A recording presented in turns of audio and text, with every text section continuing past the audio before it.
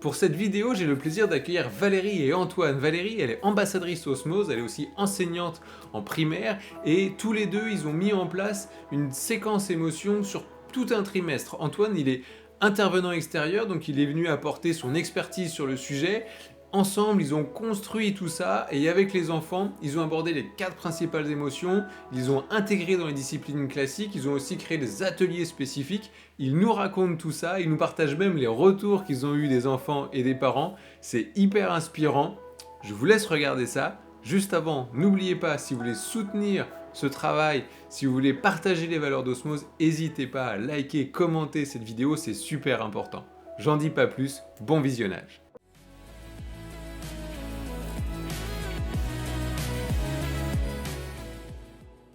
Bonjour à tous. Aujourd'hui, on a la chance d'accueillir Valérie et Antoine. Bonjour à tous les deux.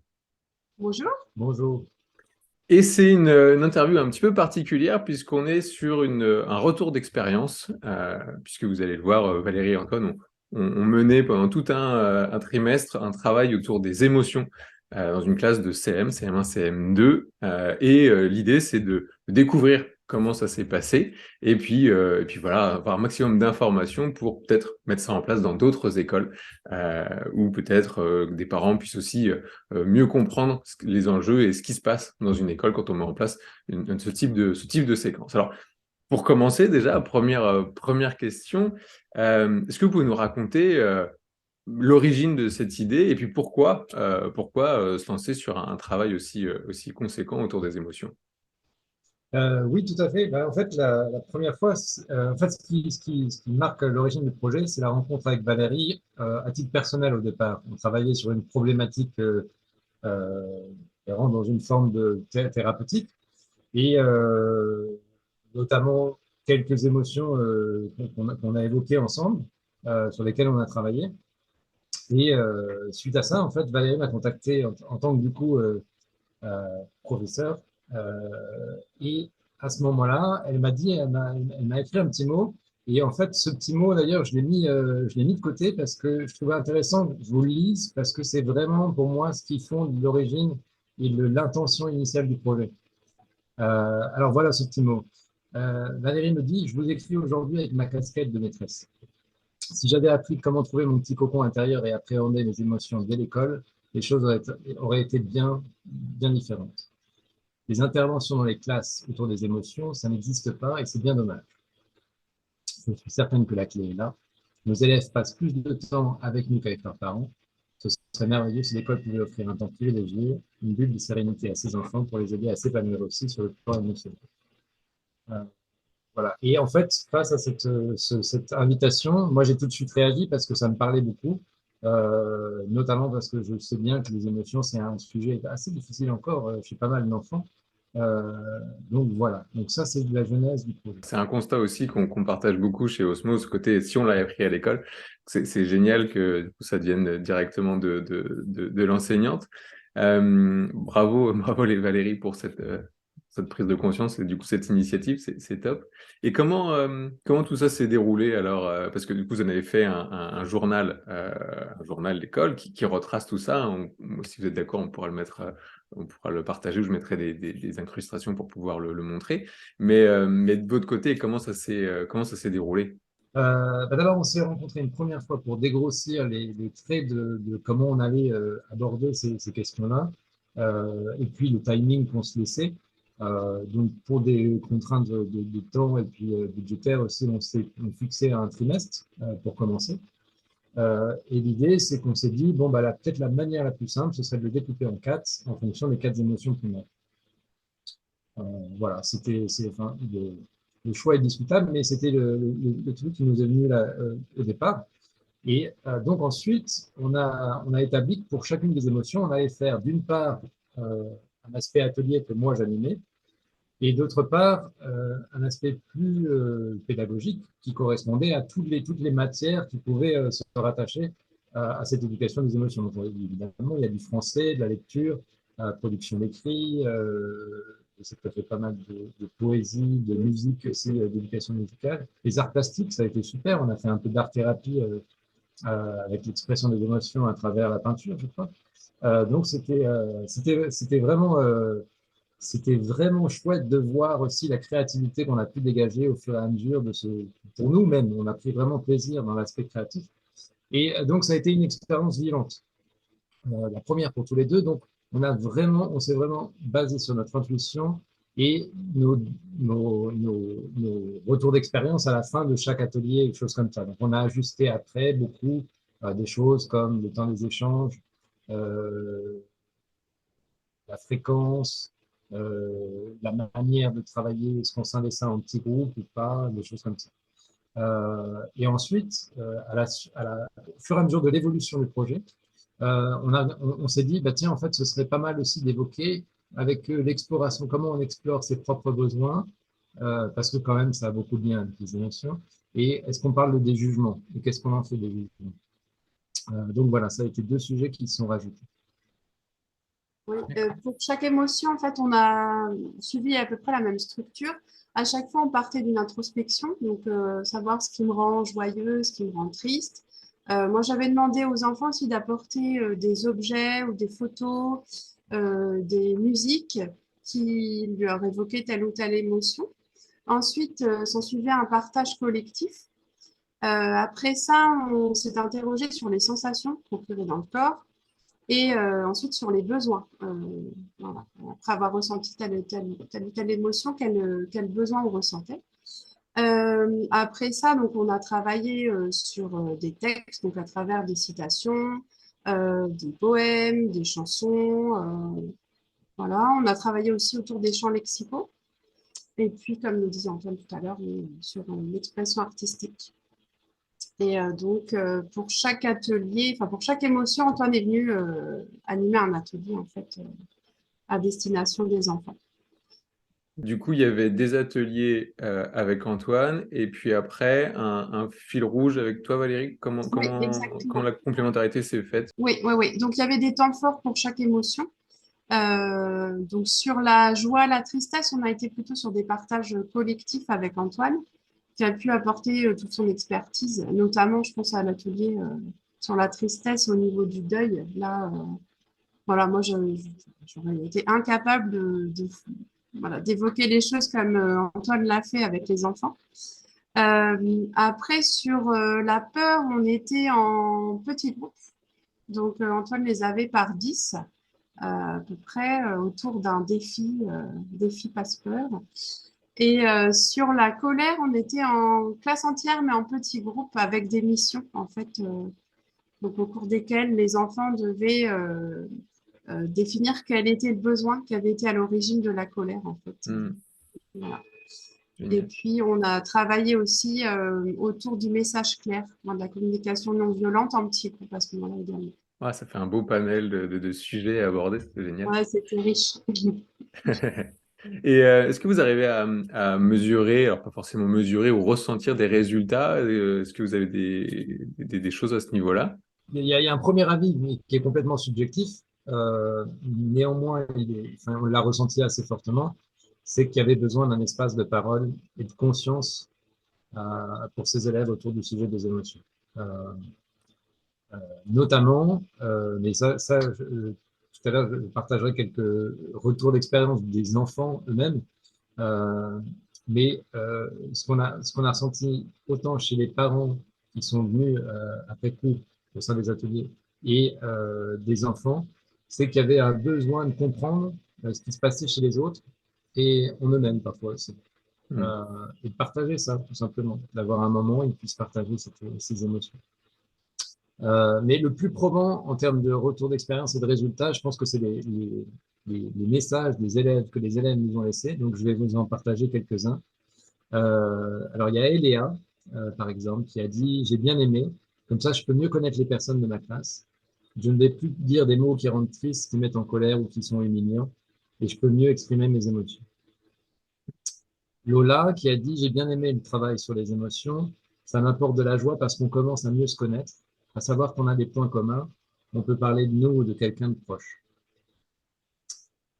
Raphaël, qui nous a dit: ça m'a permis de mieux connaître les personnalités des copains, leur colère, leur joie, leur tristesse et leur peur. Maintenant, je les comprends mieux. c'est comme un cadeau de Noël, mais en mieux, parce que là, on s'y attendait pas. Et Johanna, qui a dit tout simplement, ce travail m'a appris à mieux me connaître. Ouais, c'est chouette. Ouais, non, ça a été vraiment très positif. Moi, j'ai trouvé que les enfants étaient beaucoup plus attentifs les uns aux autres Ouais. au cours de ce travail et après, en fait. Et notamment, on avait un outil, c'était le tableau Comment je me sens, donc avec différentes émotions. Et donc, les enfants venaient déplacer leur étiquette prénom dans ce tableau. Et en fait, ça mettait les autres en alerte. Et je me rappelle de voilà, plusieurs choses, mais enfin, toujours en fonctionnement dans ma classe, celui-ci, mais il y a une fois une petite fille qui avait déplacé son étiquette dans Je me sens triste. Et voilà, la récré suivante, on en voit un autre qui vient la prendre par-dessus l'épaule en lui demandant bah, qu'est-ce qui se passe, Raphaël? Voilà, et bon, ce sont des super moments aussi, quoi. Ouais. Et, et j'ai une autre anecdote, un autre élève qui était régulièrement inquiet. Puis en creusant avec lui, en fait, c'était tout simple, quoi. Il était inquiet tous les jours parce qu'il ne savait pas s'il devait prendre le bus ou non. Et on a trouvé ensemble une solution pour que, voilà, Ouais, qu'il soit ouais. calme, quoi. C'était tout simple. Et bon, sans ce tableau-là, je serais passée à côté, hein, clairement. Mais ouais, ça crée de la communication et de là, pas mal de soucis de gérer. C'est bien. Ce tableau, juste une petite parenthèse, il déplace leur étiquette quand ils veulent dans la journée ou c'est C'est au ça, début de oui. journée qu'ils le mettent? Non, c'est Non, vivant. non, quand ils veulent au cours de la journée. Mm. Hmm. Oui, Ah, oui. c'est pas- Et je pense que oui, ça a permis de libérer la parole des enfants aussi. Là, j'ai une autre élève en tête qui est dans une fratrie de quatre. Elle a besoin de temps par moment toute seule, quoi.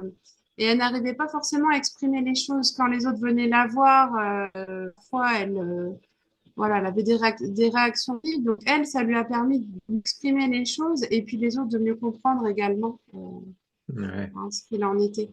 Ouais, on en revient, c'est Ouais, ça, ouais. à réussir à trouver le besoin et l'exprimer derrière. Oui, ouais, ouais, exactement. Ouais, ouais. Un autre élève, suite à notre travail autour de la communication non violente, qui racontait que lui, ça l'aidait pas mal dans sa famille et ça lui évitait de se battre avec ses frères. Donc, hein, c'est Génial. non, non, des tas de donc ça, ce sont quelques petites anecdotes, mais non, non, ça a été vraiment très, très positif. Hmm. Et également le journal de bord préparé par Antoine. Alors, c'était 30 jours voilà, d'écriture. Je te laisse peut-être expliquer. Ouais, oui, oui, oui, alors je sais plus, il y a un nom, c'est inspiré je sais plus, ça s'appelle le Mind Journal en anglais. Mais en gros, c'est une idée, c'est un petit carnet de bord qui est présenté où en fait c'est structuré un petit peu dans une première partie, c'est-à-dire qu'il y a enfin, quelles sont les choses les plus importantes qui sont passées dans ma journée, qu'est-ce que j'ai envie de remercier, qu'est-ce que j'ai accompli. Et après, il y a plutôt une question introspective sur une réflexion sur qu'est-ce qui me rend joyeux, qu'est-ce qui me rend triste, etc. Et donc, j'avais utilisé ça, j'avais adapté ça pour en faire un petit journal voilà, sur un mois, en sachant qu'après, il l'utilisait comme il voulait sur le trimestre. Mais ça a permis aussi de créer pas mal enfin, en fait, on leur a dit, voilà, si vous voulez partager le journal, vous le mettez dans comment dire, un espace clos pour la maîtresse. Et la maîtresse le dira et le partagera avec Antoine si vous voulez. Mais sinon, vous pouvez le garder pour vous. Voilà, laisser la possibilité. Et donc, c'était aussi un terrain d'échange et d'ouverture aussi pour certains enfants qui vraiment l'investissaient beaucoup. Et alors, pas tous, souvent des introvertis qui n'avaient pas forcément de place dans les, dans les collectifs, c'est-à-dire les interventions collectives, mais par contre, là, se retrouver pleinement dans un petit moment, bah oui, normal, euh, pour, euh, pour écrire, pour composer, dessiner parfois aussi. Ouais. Ouais, bien sûr, c'est vrai faut penser aussi bien à ceux qui prennent facilement la parole qu'à ceux qui seront peut-être plus à l'aise à l'écrit sur leur petit cahier. C'est chouette. Alors justement, là, vous parliez de deux activités qui sont, enfin, deux activités. Il y a le fameux tableau, ce journal. J'avais une question par rapport aux activités, par rapport au planning de la classe. On voit qu'il y a beaucoup, beaucoup de choses à aborder en primaire, enfin peut-être un peu tout le temps, mais particulièrement en primaire. Comment on arrive à glisser tout ça dans les agendas? Comment vous avez fait? Ben, en fait, c'est pas si compliqué que ça parce que le travail autour des émotions fait partie du programme de MC, enfin d'éducation morale et civique.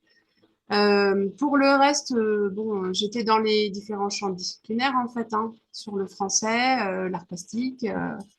Donc ça n'a pas été en soi enfin, un temps en plus, quoi. Ouais, Voilà, c'est alors ça. oui, peut-être on prend un petit peu de temps sur le tableau, comment je me sens, mais c'est quelques minutes. Donc non, enfin, vraiment, ça n'a pas été un souci. Ouais, c'est des heures de Oui, MC et après en fait c'est plutôt dire on va aborder de la production d'écrit mais pas sur un sujet lambda, sur le sujet de l'émotion qu'on travaille en ce moment. oui, oui, exactement. Hmm. En termes de support, donc vous avez déjà listé un petit peu, mais je voulais revenir un petit peu sur les typologies de support. Donc ce fameux tableau qui est du coup à vue de tous, ce journal qui est beaucoup plus individuel, qui partage ou non selon leur envie. Est-ce qu'il y avait d'autres typologies de support que vous utilisiez? Oui, alors on a utilisé, donc Valérie a utilisé pas mal les contes, les supports, les poésies, les textes de chansons. Euh, on a utilisé un jeu de société, le Docteur Pilule, pour parler des peurs, justement la peur du jugement, quand on abordait à la fois voilà, la notion de peur et de jugement. La peinture que tu as utilisée pour exprimer, je crois, la tristesse et puis autre chose. Des photos, des vidéos aussi pour reconnaître en fait les expressions, qu'est-ce qui pouvait exprimer la tristesse, il y avait des peintures, il y avait des photos de personnes, etc. On a utilisé des cahiers d'exercices, donc notamment on a fait un exercice sur la colère, on a fait un exercice d'exploration du besoin, c'est un outil qui s'appelle les royaumes du soi, qui permet d'aller regarder en fait les différents sentiments qu'on aimerait développer et voir quelles actions on pourrait rattacher à ces sentiments. On a utilisé du street art.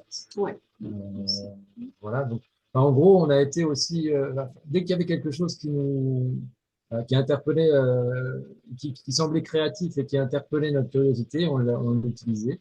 Mhm.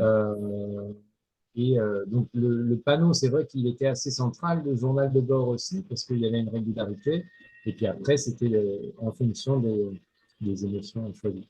Ok, ok. Ouais, ça fait un beau panel là aussi. Et alors, avec Osmose, on est convaincu que ça fait forcément un effet un peu boule de neige parce que oui, en général, quand on aborde ces sujets-là, bah, on se sent un peu mieux et puis on a envie d'en parler, de le partager. Est-ce que ça va jusqu'à sensibiliser, ou en tout cas toucher les familles des enfants? Est-ce qu'il y a eu un impact voilà, chez eux? Est-ce qu'il y a eu des retours? Est-ce qu'il y a des parents qui ont été un peu sensibilisés? Est-ce que ça va au-delà de la classe? Oui, en partie. Mais en fait, ça n'a pas été. Enfin, toi, tu as eu des retours, tu en parleras. On a d'abord, en fait, je crois que c'était en milieu de parcours. On a songé à sonder les parents sur leur intérêt à participer d'une manière ou d'une autre à ces ateliers. Et finalement, en fait, on a eu à peu près un peu plus de la moitié des parents qui se sont proposés pour venir faire un atelier eux-mêmes sur les émotions. Euh, Évidemment les émotions de leur enfant. Et donc, on a exploré les différentes difficultés qu'ils pouvaient rencontrer dans le fait notamment de gestion de colère ou de tristesse, voir comment ça résonnait chez eux dans leur propre parcours. Donc, on a fait ça. Ça a été un atelier. Néanmoins, les retours ont été très positifs. Euh, mais par contre, il n'y a pas eu de suite particulière après ça parce que ça demandait pas mal de communication, parce que aussi l'éducation nationale ne permettait pas forcément de créer un relais parce que voilà, c'est un intervenant extérieur, donc ils ne peuvent pas, pour des raisons euh, logiques, promouvoir en interne. Mais voilà, déjà, les parents sont impliqués, c'était déjà pas mal. Oui, Mhm. et c'était assez inattendu parce que la plupart du temps, quand on propose comme ça des interventions, les parents ne répondent pas vraiment, hein, et d'autant que là, il y avait une petite participation financière quand même. Donc, non, non, ça veut dire que c'est vraiment un sujet qui était au cœur des préoccupations des parents, hein. Et Ouais, ce bon, que j'allais dire, c'est. ouais, ouais, ouais. Et certains en parlent encore et utilisent les outils. proposé par Antoine lors de l'atelier destiné aux parents. Donc, C'est encore plus puissant si en effet, dans les familles, il y a peut-être des petites graines de germer, s'il y a peut-être des petites choses des petites habitudes qui vont se mettre en place. C'est génial. Et l'envers du décor, en termes de masse de travail que ça représente, est-ce que ça peut faire peur, je pense notamment aux enseignants qui peuvent nous regarder, et se dire, bah, est-ce que ça représente quoi? Est-ce qu'il faut que j'y passe mes week-ends, mes nuits, sachant qu'il y a déjà quand même pas mal de boulot de préparation, voilà, dans le métier d'enseignant. Est-ce que si je me lance dans un projet comme ça, qu'est-ce que ça représente comme masse de travail? De mon côté, sur la partie purement atelier, compter une demi-journée ouais, on va dire une demi-journée par préparation d'atelier, ce qui est pas énorme. Et ensuite, une demi-journée à quelques jours en fonction des supports créés. Et en fait, c'est des ressources qui sont maintenant, qu'on peut mettre aussi à disposition. Donc ça peut être envisagé. Mais voilà, en gros, c'est ça le temps. Donc peut-être en tout et pour tout, une bonne semaine, voire une semaine et demie de mon côté. D'accord. oui, moi, je ne sais pas quantifier, mais non, c'était beaucoup de travail. Après, enfin, voilà, c'était tellement enrichissant que j'ai pas vu le temps passer, Ouais. honnêtement. Et puis voilà, puis l'idée là, derrière, c'est de transmettre. Voilà, si on peut partager tout ce boulot, on le fait, quoi. Mhm. C'est super sympa. Alors, il y a ce côté-là, il y a de se dire qu'en effet, vous avez défriché pas mal de choses et que du coup, les suivants peuvent peut-être gagner du temps à partir de là. Puis Valérie, tu disais aussi que toi, tu étais tellement convaincu que tu envisages de le refaire à l'avenir. Est-ce que du coup, tu pourras repartir sur des choses, tu pourras gagner un petit peu de temps en reprenant des choses ou tu dois repartir à zéro Ah ben non, là, complètement. On a déjà une bonne base, donc qui demande juste à être enrichi, parce que là, le travail a été mené sur un trimestre d'une année scolaire. Moi, j'ai mes élèves pendant 2 ans. Et vraiment, pour la suite, l'idée, c'est de ponctuer ces 2 années par un travail autour des compétences psychosociales, quoi. Pas seulement les émotions. Aller encore plus loin que ce que je fais actuellement, en fait. Et justement, à propos des enseignants qui auraient envie de se lancer sur un projet voilà, de ce type-là, est-ce que vous auriez des conseils à leur partager pour les aider dans ce projet? Ouais, le premier conseil, je pense que c'est le plus important, c'est de le faire en équipe. Euh, Parce que, d'une part, parce que ça se doit d'être créatif et du coup, c'est beaucoup plus facile de créer à plusieurs. Peut-être parce que si je pense que ça demande des compétences qui viennent de différentes disciplines. C'est bien d'avoir une forme de connaissance dans l'approche thérapeutique. Et c'est bien aussi d'avoir toute la notion pédagogique autour du vocabulaire, etc., puisque ces deux choses-là vont très bien ensemble et sont complémentaires. Euh, et la deuxième, c'est de prendre le temps. Nous, on a fait ça d'abord sur un trimestre, mais aussi pour les contraintes logiques, hein, qui avaient aussi d'autres thématiques potentiellement à aborder. Mais euh, on peut envisager de le faire sur une année de manière plus sporadique. La régularité, c'est pas mal parce que ça crée une stimulation. Et à la fois, le côté régulier, c'est bien parce que ça crée aussi, ça ancre de nouvelles habitudes potentiellement chez les enfants de, tiens, c'est le moment où on va parler. Pour moi, idéalement, ça devrait être un cours, c'est-à-dire une matière à proprement parler. Dans ce Hmm. cas-là, ce serait merveilleux. Euh, Évidemment, c'est pas forcément évident de le faire dans le cadre du programme, mais l'idéal, ce serait ça. Ouais. Ok. Et toi, Valérie, t'aurais... Oui, c'était vraiment riche de le faire à deux. Et puis, enfin, moi, j'avais besoin de l'expertise d'Antoine, en fait, vraiment. Comme je le disais tout à l'heure, il y a des sujets pour lesquels juste on n'est pas armé. L'enseignant est polyvalent, mais la polyvalence, elle a ses limites quand même. Donc, non, non, ça peut être fait que comme ça, en fait, clairement. Ok, ouais. On passera à côté de quelque chose en ne le faisant pas avec un professionnel. Hmm. Voilà. Ok, donc ouais, le conseil c'est ça, de le faire au moins en binôme avec quelqu'un dont Oui, le profil d'Antoine qui puisse vraiment épauler et animer des ateliers spécifiques. Ouais, ouais. Et puis, moi, ça m'a apporté aussi un autre regard sur l'école, sur mes pratiques. Ça a été vraiment très riche, hein, au-delà du projet, en fait. Si vous aviez à le refaire, c'est peut-être d'ailleurs ce qui va se passer, qu'est-ce que vous modifieriez? Comment vous feriez? Est-ce que vous le referiez déjà? Ça, j'ai l'impression que oui. Et si oui, qu'est-ce que vous changeriez? Moi, j'irais dans un premier temps donc sonder un peu plus les enfants aussi sur les émotions. En fait, d'essayer de définir une intention qui vienne d'eux pour démarrer, c'est-à-dire quelles émotions vous aimeriez aborder et puis leur donner le panel et puis qui servent comme dans un menu pour qu'ils se sentent dès le départ intégrés dans la démarche.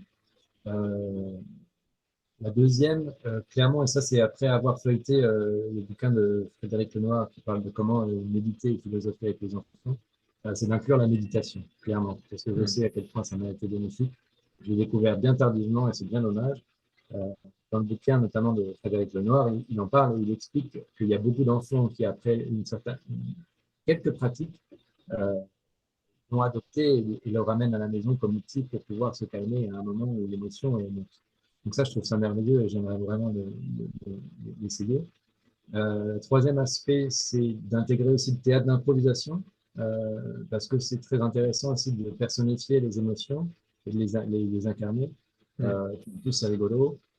C'est peut-être un petit peu plus vivant que parfois les débats où les enfants ont encore quelques difficultés à s'exprimer.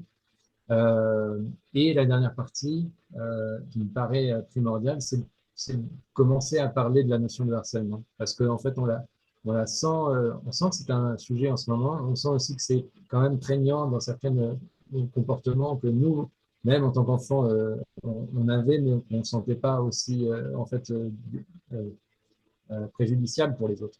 Et en Hmm. fait, de vraiment en faire un vrai sujet et d'ouvrir cette boîte de Pandore un peu plus. Voilà pour moi. Ok. Oui, moi, c'est ça. Je partirais effectivement sur un travail accru autour de l'empathie. Et puis moi, je ferais du journal de bord, vraiment une pratique quotidienne, en fait. Ouais. Voilà. On avait eu trentaine de sujets et c'est tellement riche pour apprendre à se connaître que par rapport à l'estime de soi, enfin, il y a un tel enjeu que j'en ferai une pratique de tous les jours. Ok, ok. Le parti théâtre d'improvisation, ça me fait penser à une activité qui marche bien, une activité osmose, qui est justement de faire un peu des marionnettes avec les émotions et de faire jouer la colère, faire jouer la peur. Et c'est vrai que c'est vite rigolo en plus. Donc, c'est vrai que c'est voilà, plein de bonnes idées. Et pour finir, peut-être s'élargir un petit peu, parce qu'il y a plein de façons d'aborder les compétences psychosociales, les savoir-être. Peut-être pas aussi poussé que ce que vous avez fait, parce que c'est quand même assez loin. Certains ont envie de commencer, de lancer des petites choses juste pour tester, mais ne savent pas forcément comment faire ou n'osent pas y aller.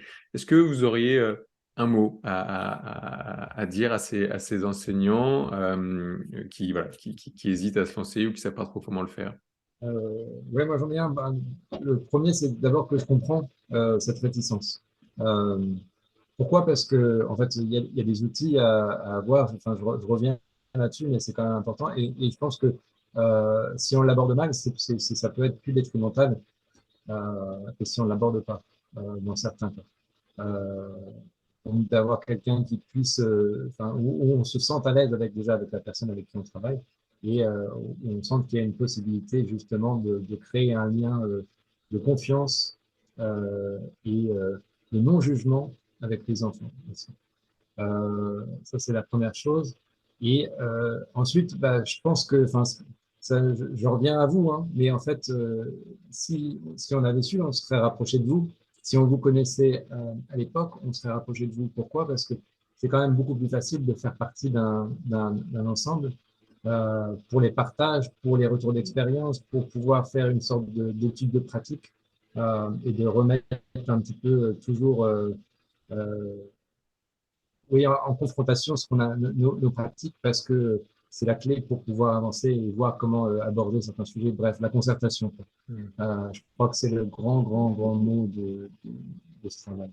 Et moi, je dirais aux enseignants de foncer. En fait, voilà. Je suis convaincue qu'un enfant qui est envahi par ses émotions, qui manque d'estime de lui-même, c'est un enfant qui ne rentrera pas dans les apprentissages.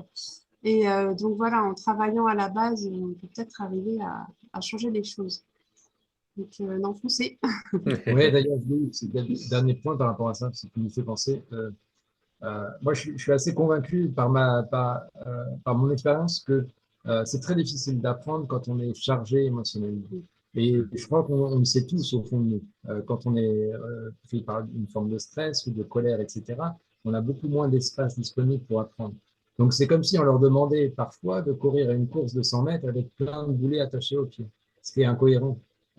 Et en fait, donc il y a quand même si comment dire, c'est assez moche de dire ça comme ça, mais il y a aussi une question de performance, entre guillemets, de résultat, c'est-à-dire que ça améliorera grandement la réussite des enfants, certainement, s'ils peuvent se décharger et s'ouvrir le mental en se déchargeant des émotions. Totalement. Et puis même, j'imagine, un plaisir à apprendre aussi, parce que si on est dans un état d'esprit plus serein, bah, ce sera plus agréable, on ne sera pas en train de se dire j'ai pas envie d'être là.